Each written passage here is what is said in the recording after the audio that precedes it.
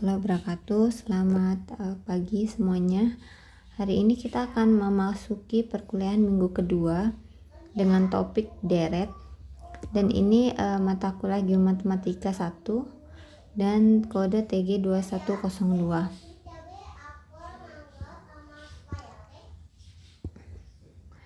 Tujuan dari kuliah ini yang pertama ya memang kita harus memahami bagaimana konsep deret.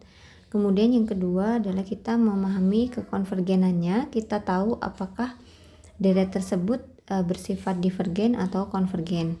Dan nanti di kuliah ini kita akan mengetahui mengenai beberapa metode yang digunakan untuk mendapatkan hasil apakah deret tersebut bersifat konvergen atau divergen. Oke, sebagai pendahuluannya, dalam beberapa persoalan berhubungan dengan fisika, kita sering mendapatkan konsep deret ini di berbagai hal. Misalnya kita lihat di sini ada pergerakan suatu benda dan kita mau mencari displacement atau posisinya atau perpindahannya, di mana kita notasikan sebagai xt sama dengan x0 plus vt plus 1/2 alfa t kuadrat, di mana v-nya adalah kecepatan, kemudian alfanya adalah percepatan, kemudian t di sini adalah waktu. Nah, di sini perlu kita ketahui bahwa ada penjumlahan yang menyatakan sebagai fungsi deret. Jadi penjumlahan beberapa suku tersebut ya. Jadi kita bisa lihat di sini ada penjumlahan. Nah, penjumlahan itu disebut dengan deret. Nah, kalau contoh lainnya misalkan ini ada secara umum posisi benda dinyatakan dalam bentuk polinom atau suku yang banyak. Ini C0, C1, T dan lain-lain ya. Di sini kita bisa notasikan dengan lebih sederhana dengan menggunakan sigma. Ini sama artinya tinggal kita ubah-ubah, n-nya nanti diubah dari 0, kemudian 1, 2 dan seterusnya ya. Karena ini punya batas sebagai tak hingga.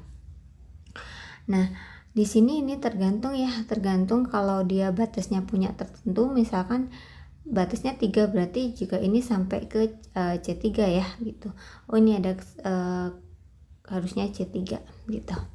Oke, jadi penting ya untuk merepresentasikan beberapa suku ini sebagai fungsi deret ya untuk persoalan komputasi. Dan di dalam geofisika sendiri ada banyak sekali aplikasi dari deret ini yang dipakai di berbagai macam metode. Salah satunya ada gravity, kemudian ada juga seismik dan lain-lain. Nanti kalian akan jumpai, dan itu semua untuk bisa mendapatkan hasil. Jadi kita berusaha untuk mendekati berapa nilai dari suatu yang mau kita cari ya dengan pendekatan menggunakan fungsi deret ini. Oke, kita lanjut ke slide selanjutnya. Ini adalah contoh ya, apa itu deret konvergen dan apa deret divergen. Jadi kalau kita lihat nih, kalau suatu deret ya, dia bisa menuju ke nilai tertentu atau nilai yang disebut dengan nilai berhingga. Bisa juga dia memiliki nilai tak terhingga gitu.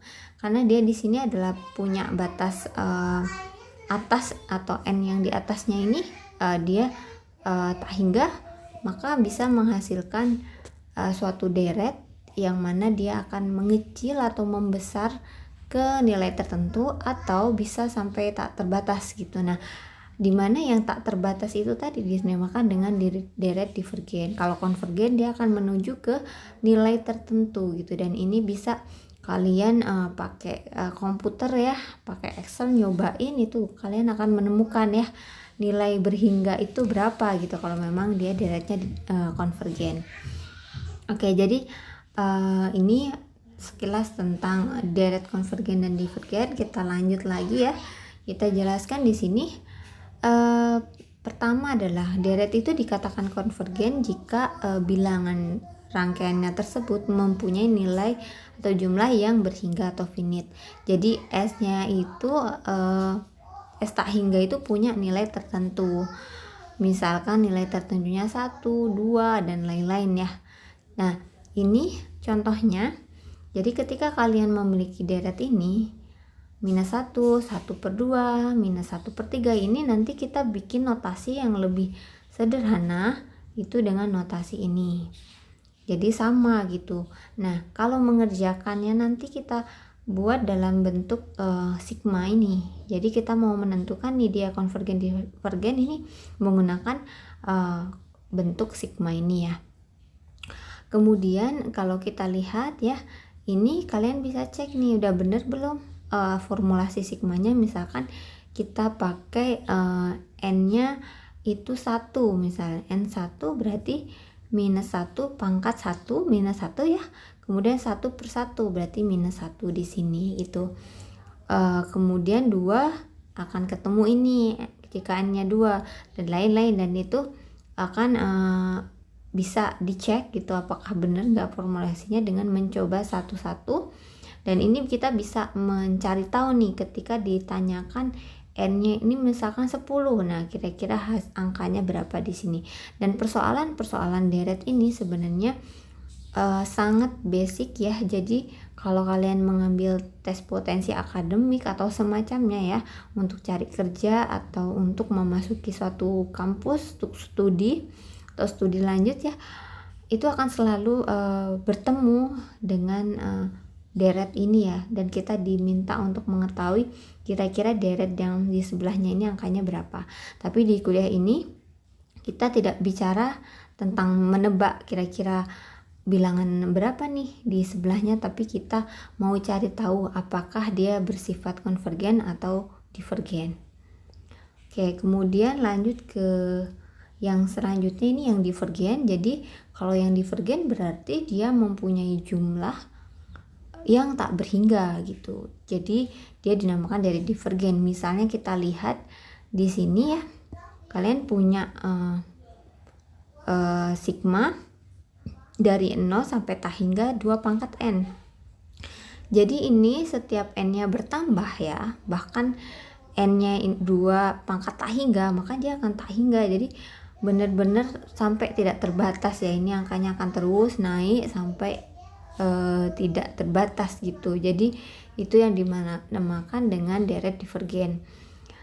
Jadi kalau dinotasikan seperti ini ya, dia S tak hingganya ya sama dengan tak hingga. Oke, jadi saya rasa kalian sudah bisa membedakan antara deret konvergen dan deret divergen. Nah, sekarang bagaimana cara untuk menguji apakah deret tersebut konvergen atau dia divergen? Nah, kita bisa melakukan pengujian ini dengan beberapa cara. Ada pendahuluan, kemudian ada pembandingan, integral, maupun ada perbandingan relatif rasio. Di sini kita mau lihat nih, ketika kita menggunakan uji pendahuluan, maka yang dipakai adalah konsep limit. Mungkin kalian sudah dapatkan ketika kalian TPB tentang limit ya. Nah, ini limit ini akan dipakai untuk menguji deret ini bersifat seperti apa. Oke, kita coba lanjut. Di sini kalian akan melihat bahwa ketika hasil dari limit n menuju tak hingga ini dari suatu deret AN, ini ketika dia memiliki nilai tidak sama dengan 0, maka dia disebut dengan deret divergen. Dan ketika sama dengan 0, maka dia memerlukan uji lain. Artinya tidak bisa disimpulkan bahwa itu konvergen, tapi kita perlu menguji dengan metode lainnya. Sehingga yang perlu kita lakukan ketika kita dapatkan nilai itu 0, maka kita lakukan uji yang lain. Nah, ini yang jadi tantangan di bagian uji pendahuluan. Kalau langsung memang kita dapatkan tidak sama dengan 0, berarti sudah selesai pekerjaannya, dia deret divergen. Tapi kalau ini masih menghasilkan 0, maka kita perlu menguji lagi dengan metode yang lainnya. Kemudian kita coba cek lagi dari uji pendahuluan ini. Contohnya nih, uji pendahuluan untuk kasus n plus 1 per n plus 2. Kalau dijabarkan dalam bentuk deret adalah seperti ini. Kalian bisa cek. Jadi soal nanti yang bisa keluar di ujian ataupun yang kalian nanti akan dapatkan ketika ujian komprehensif ya, ujian di geomat atau uji komprehensif itu bisa berbentuk deret yang berupa penjumlahan seperti ini, atau bisa juga dalam bentuk sigma. Tapi dua ini adalah sama ya. Tapi kalau kalian mau mengerjakan, kalian harus selalu membuatnya dalam bentuk sigma. Oke, kemudian di sini dari hasilnya ketika melakukan proses limit tadi ya. Jadi pendahuluan kan tadi pakai proses limit dari n ke tak hingga tadi ya. Ini akan didapatkan hasilnya itu tidak sama dengan 0 untuk kasus yang ini. Sedangkan untuk yang di sini ya, ini per n itu maka nilai limitnya sama dengan 0. Nah, nanti kalian coba cek dengan mengerjakan di rumah gitu. Seperti apa sih gitu. Nah, kalau di sini saya akan memberi contoh mengenai uji pendahuluan dengan soal yang sama. Nah, tapi kalian coba cek juga ya di rumah biar kalian juga mahir gitu. Nah, di sini kita punya soal AN-nya ya, deret yang mau diuji itu n+1 per n+2. Kalau dijabarkan tadi seperti yang sebelumnya dijabarkan seperti ini penambahannya.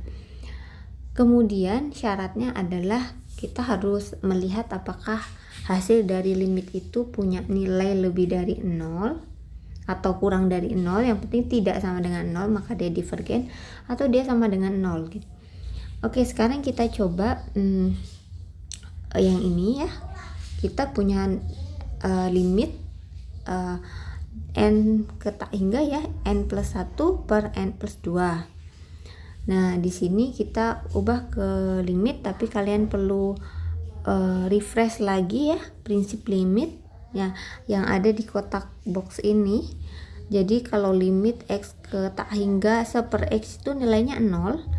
Jadi setiap yang pangkatnya lebih tinggi ya, variabel punya pangkat ini lebih tinggi yang di bawah, maka dia akan selalu menghasilkan 0. Misalkan ini x kuadrat per 4x pangkat 3 ya, ini 0 juga sama dengan 1/4x gitu. Tapi kalau dia sama gitu, ini x pangkat 3 per 4x pangkat 3, maka dia akan punya nilai 1/4 misalkan di sini gitu. Kalau sama dia akan punya nilai, kalau dia lebih tinggi derajatnya yang di bawah maka dia akan 0. Tapi kalau ini x pangkat 4 per x pangkat 3 ini lebih tinggi yang bagian atas, maka dia adalah tak hingga. Nah, ini ingat prinsip limit. Kemudian kita balik lagi ke soal. Jadi kalau kita punya n+1 per n+2, kita coba ubah, kita hitung gitu limitnya berapa. Ini kita bisa ubah di sini 1 kan berarti 1 per n, 2 per n. Ya, ini kita bagi n per n sama n per n ya. Jadi di sini proses limitasi seperti ini kita bisa dapatkan kalau n per n maka dia akan dapat 1. Kemudian ya 1, yang ini akan 0, maka 1 per 1 nilainya adalah 1. Artinya di sini punya nilai tidak sama dengan 0, dan artinya deret ini adalah deret divergen kesimpulannya. Kemudian ini ada soal ya, nanti kalian coba kerjakan di rumah gitu, dan ini akan menghasilkan nilai sepertiga ya, sepertiga gitu. Dan yang ini tadi sudah ketemu kan ya jawabannya, dia perlu uji yang lainnya ya gitu. Jadi nilainya tuh 0 nih gitu. Oke. Kemudian setelah kita belajar mengenai uji pendahuluan, maka kita coba ke next level mengenai uji pembandingan. Artinya uji pembandingan ini harus punya satu deret yang memang kita ketahui nilainya itu berapa, dan dia maksudnya dia tuh konvergen atau divergen. Ini dikasih contoh, misalkan deret itu M1, M2 ini adalah deret positif yang diketahui dia deret konvergen, dan deret yang mau diuji itu A1, A2 dan lain-lainnya ini ya. Maka bisa disimpulkan ketika harga mutlak dari AN ini kurang dari yang atau sama dengan yang MN, maka bisa disimpulkan bahwa deret A ini adalah deret konvergen juga. Jadi sama-sama konvergen, yang diingat-ingat adalah tanda yang tengahnya ini kurang dari sama dengan itu. Kalau misalkan ya kebalikannya nih, kita punya deret D1, D2, D3 yang diketahui itu deret divergen. Kemudian kita mau menguji Bn ya, deret Bn ini apakah dia divergen atau bukan. Nah, ini kita lihat harga mutlak Bn ini lebih dari sama dengan Dn enggak gitu. Jadi kebalikan dengan yang sebelumnya. Jika memang terbukti, maka deret Bn ini juga deret divergen gitu. Ini adalah uji pembandingan ya. Ini yang sudah saya jelaskan ya tadi dari perumusan yang di atasnya. Kemudian kita coba cek di soalnya ya. Soalnya ini kita mau menguji nih. Jadi ini sudah saya jelaskan. Jadi kita mau menguji seper n tadi tidak bisa teliti apakah dia konvergen divergen dengan cara pendahuluan. Kenapa? Karena ketika kita menggunakan cara pendahuluan tadi maka hasilnya 0, yang artinya perlu uji lain lagi ya. Kalau misalkan kita menggunakan metode ini seper n-nya kebetulan sudah diketahui dia divergen. Kenapa? Ini sebenarnya dicari dengan menggunakan integral, mudahnya seper n ini. Jadi umpamanya seper n ini kalian sudah tahu ya, dia deretnya divergen dan memang itu mudah sekali untuk digunakan metode integral untuk mendapatkan hasilnya ini dari seper n. Maka ini yang dijadikan acuan, yang paling mudah lah ceritanya. Kita jadikan acuan, seper n ini adalah divergen. Maka kita mau cari tahu nih seper n-1 ya. Jadi ini seper n-1 atau Bn ya. Ini apa dia divergen atau bukan? Nah, kita coba cek. Pertama adalah kita punya Bn yang mau dicari. Kemudian kita punya Dn tadi yang jadi acuan. Maka harga mutlak seper n-1 ini harus lebih besar atau sama dengan seper n ya, agar bisa disebut bahwa deret yang Bn ini adalah deret divergen. Oke, kita coba cek apa benar seperti itu. Ketika kita cek nih, kita misalkan ambil angka yang positif dan negatif ya. Kita ambil angka n yang positif nih berupa angka 2. Kita taruh di sini seper 2 minus 1 untuk yang ini. Itu nilainya berapa? Nilainya 1. Dibandingkan dengan seper n, seper 2. Oke, ini cocok. Kemudian kita pakai minus ya. Kita pakai minus, maka seper n-nya jadi minus 3 dikurangi n-nya minus 3 dikurangi 1 jadi minus 4. Kemudian dimutlakin jadinya positif ya. Jadi seper 4 itu lebih dari atau sama dengan minus sepertiga ya kan, 1 per minus 3. Benar berarti kan. Ternyata memang benar Bn itu lebih dari sama dengan Dn.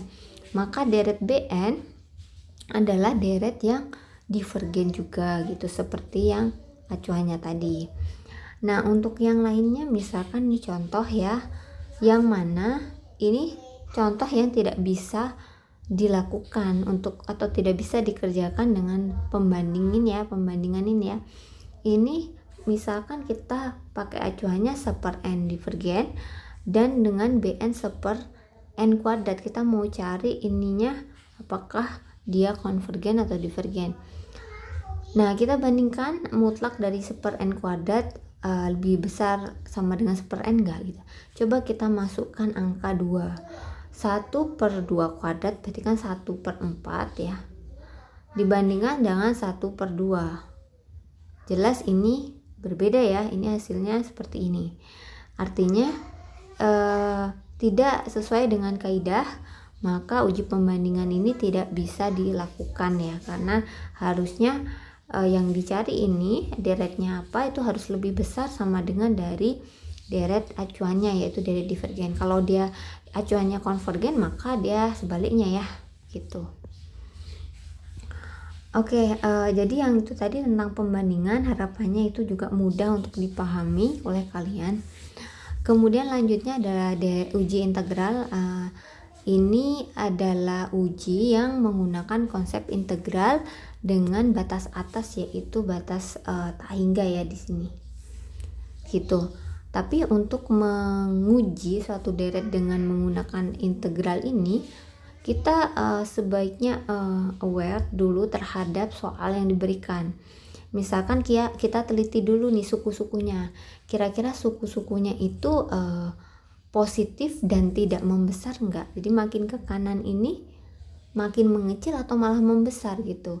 Biasanya kalau memang semakin ke kanan itu nilainya makin kecil dan nilainya positif, maka kita coba pakai uji integral ini gitu, karena akan menghasilkan hasil yang sesuai gitu. Tapi kalau syaratnya ini belum terpenuhi, sebaiknya pakai metode yang lainnya agar tidak jadi malah bingung gitu. Karena ini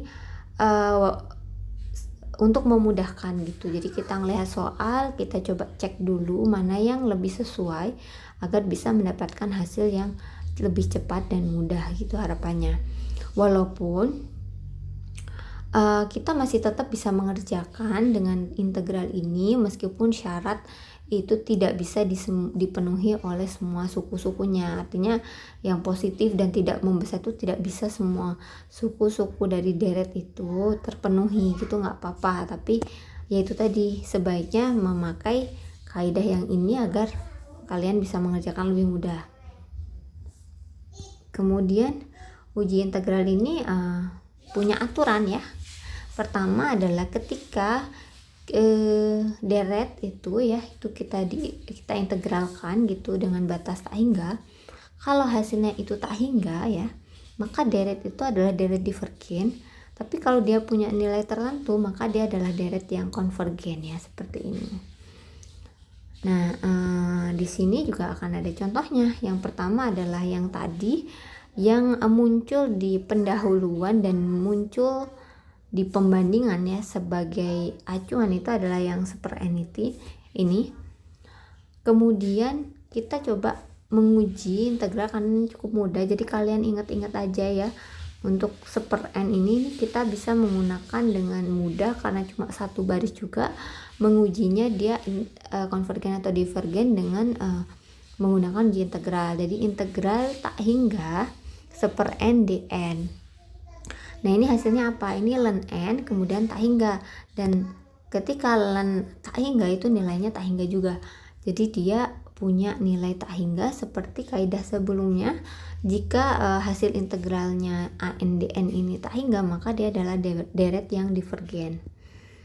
Kemudian untuk untuk contoh selanjutnya, ini kita menggunakan uji integral yang mana soalnya adalah sigma n dari mulai 1 sampai tak hingga seper dalam kurung n minus 3/2 kurung tutup kuadrat ya. Jadi ini bisa diuji dengan uji integral dan kalian bisa mengecek ya apakah suku-sukunya ini membesar atau mengecil semakin ke kanan, dan apakah sukunya positif ataupun negatif ya. Kalian bisa cek. Kalau terpenuhi itu akan lebih baik menggunakan uji integral ini. Nah ini adalah contohnya, ini sama ya, sama yang ada di slide. Kemudian yang kita coba lihat yang seper n minus 3/2 ini ya kuadrat. Nah ini kita tentukan batas atasnya itu adalah tak hingga. Kemudian ketika kita mau menghitung integralnya, kita angkat ke atas ya, jadi n minus 3/2 pangkatnya minus 2. Kemudian kita lakukan integrasi ya sampai ketemu minus kurung buka n minus 3/2 kurung tutup minus 1, dimana setelah dihitung ini bisa minus 1/n minus 3/2 dengan batas atas berupa tak hingga. Artinya 1 per tak hingga ya, ini ada minus, itu sama dengan 0, sehingga bisa disimpulkan adalah deret yang konvergen. Kenapa konvergen? Karena dia mempunyai nilai tertentu ya, dan bukan tak hingga gitu. Dia punya nilai tertentu yaitu 0, dan untuk tak hingga itu deretnya divergen. Jadi saya rasa ini bisa kalian mudah untuk memahaminya. Terus kemudian ini ada AN sama dengan F pangkat 2N, nanti ini ada di tugas. Dan mudah juga ya untuk menentukan apakah dia konvergen divergen dengan memakai beberapa metode. Kalian analisis nih cocoknya dengan integral, kalian bisa pakai integral. Kemudian bagian yang paling akhir yang ada di materi ini adalah uji perbandingan relatif atau rasio. Jadi kalau yang sebelumnya ini langsung dikerjakan ya dengan ada limit, kemudian ada juga yang dengan pembandingan memakai satu acuan yang diketahui dia konvergen atau divergen, kemudian satu lagi itu dengan uji integral ya, melakukan integrasi dengan batas atasnya berupa tak hingga. Maka di sini kita harus membentuk satu suku lagi atau satu deret lagi, AN plus 1. Di sini kita menggunakan istilah rho untuk memudahkan. Jadi dimana rho itu adalah limit n menuju tak hingga dari AN plus 1 per AN. Nah, AN plus 1 ini yang kita buat ya, kita buat sendiri. Nah, yang AN ini adalah yang mau dicari konvergensinya, dia konvergen atau divergen. Nah, konvergensi deret itu ya, itu bergantung pada nilai si rho nya itu, nilai limit dari perbandingan relatif antara dua deret ini. Yang pertama mungkin kita bisa lihat jika rho nya itu lebih kecil, maka lebih kecil dari 1, maka deret tersebut adalah deret konvergen. Kalau dia lebih dari 1 nilai rho nya, itu dia deret divergen.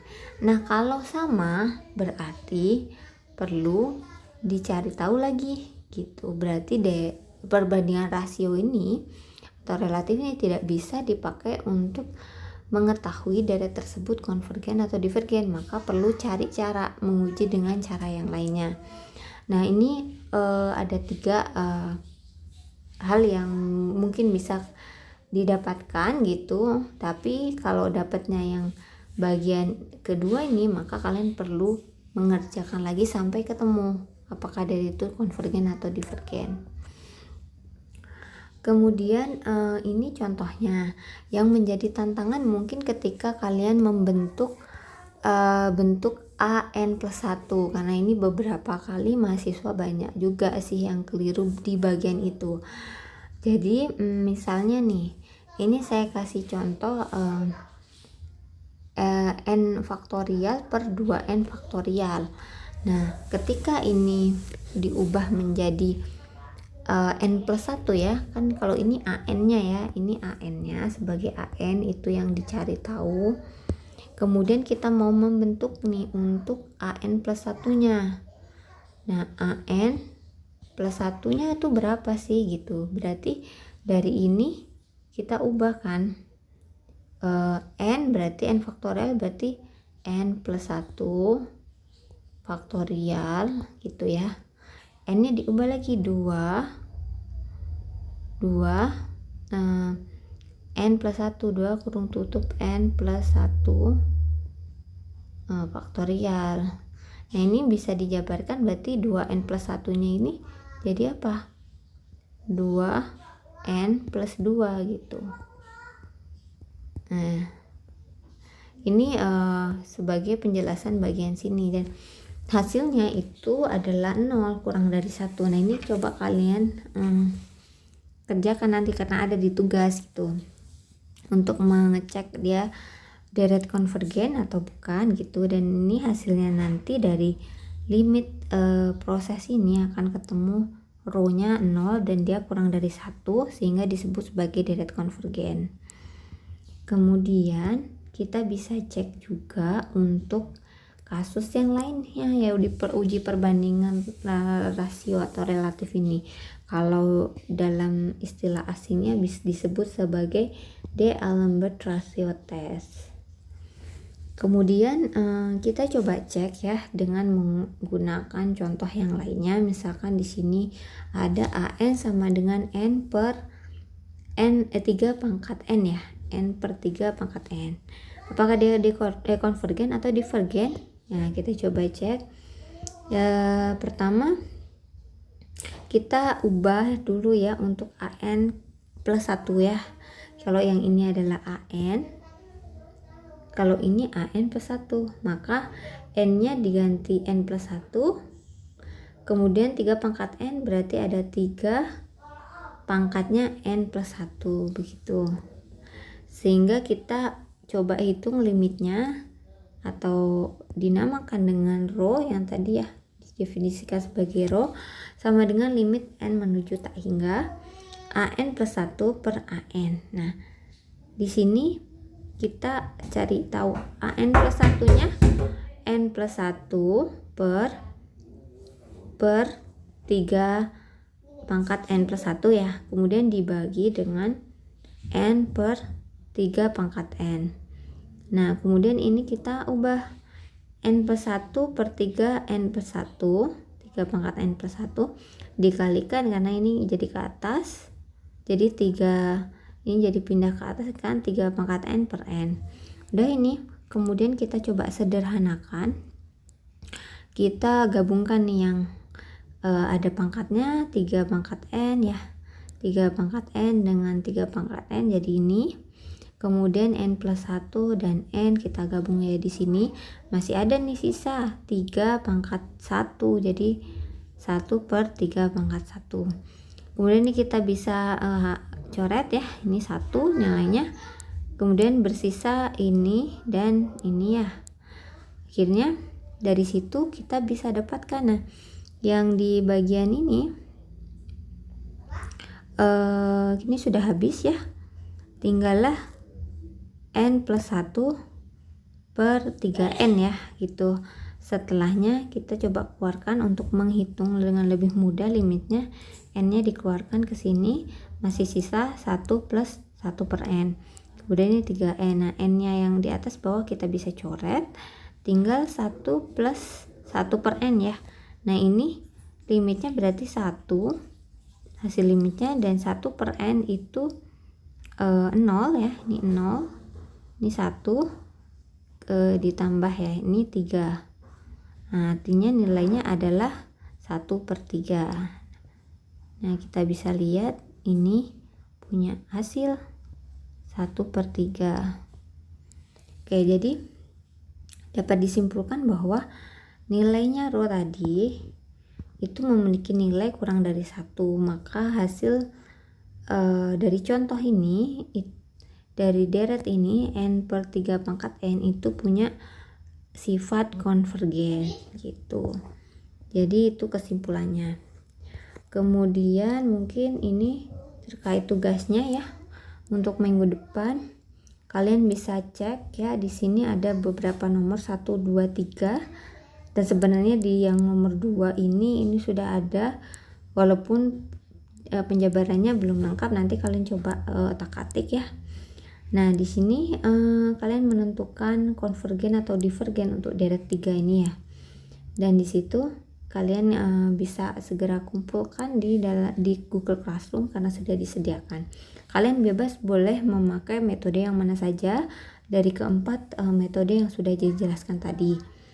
Nanti kalau masih belum ketemu hasilnya, misalkan yang kayak pendahuluan tadi kan, dia kalau limitnya itu sama dengan 0 gitu, maka dia perlu uji lagi.